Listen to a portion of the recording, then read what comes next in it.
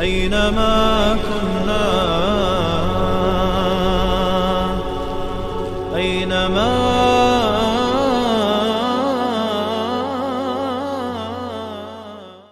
بسم الله والحمد لله والصلاة والسلام على رسول الله اما بعد. السلام عليكم ورحمة الله وبركاته.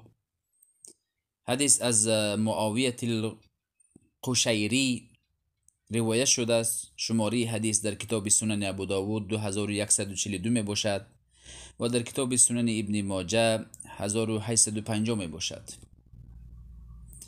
معاویه القشیری صحابی پیامبر میگویند که گفتم ای رسول خدا، ما حق الزوجة احدنا علیه. گفتم ای رسول خدا، همسرهای ما، زنهای ما بر بالای مایان چه حقی دارند؟ پیامبر صلی الله علیه و سلم گفتند ان تطعمها اذا طعمت و تکسوها اذا اکتسیت. پیامبر گفتند آنچه که میخوری آنها نیز از این خوردنی ها برخوردار باشند.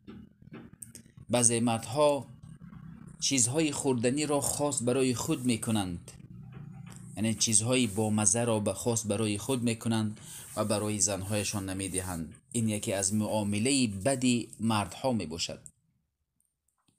و تکسوها اذا اکتسیت، وقتی که لباس میخرید برای خود و برای زنهایتان نیز بخرید. حق زن بالای مرد این است که بخورانید، بپوشانید. از روی انفاق کردن برای همین مردها یک زینه بالا میستند، از بالای زنها. مردها بالای زنها یک زینه بالا میستند، زیرا انفاق میکنند. اگر انفاق نکنند یعنی فضیلت باقی نمیماند. اگر پدری همسری شما، زنی شما پادشاه باشد که بر شما واجب است که او را بخورانید و بپوشانید. سپس پیامبر صلی الله علیه و سلم گفتند ولا تضرب الوجه. وقتی که شما جدال میکنید، نافهمی میشود، بروی همسرتون نزنید. بهترین اعضای انسان این روی میباشد. وقتی که برویش زده شود کسی رو، این او رو یعنی بدترین خاری ذلیل کردن میباشد. حتی فرزندان و حتی وقتی که مسلمان به مسلمان جنگ میکند، پیامبر میگویند از بزدن بر روی خودداری بکنید. از باب اولا که زن رو بر رویش نزنید. ولا تقبح. پیامبر میگویند که او رو سرزنش و تحقیر نکن، یا که تو از دیار فلانچی یا دختری فلانچی سرسخت بدبخت این چنین تحقیر نکن. ولا تحجر الا فی البیت. او را از در، از خانه تان بیرون نکنید.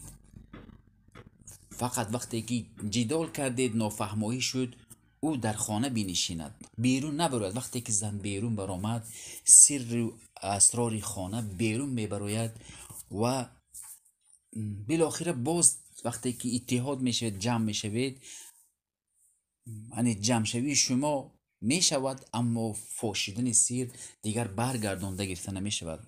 برای همین نباید مرد زنش را از خانه بیرون بکند.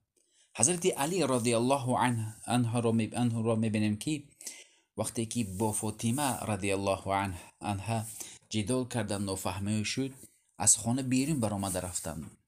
مردها باید نیز وقتی که جدال میکنند زنها رو بیرون نکنند، خودشان بروند که پیامبر صلی الله علیه و سلم وقتی که به خانه فاطمه رفتند گفتند علی در کجا است؟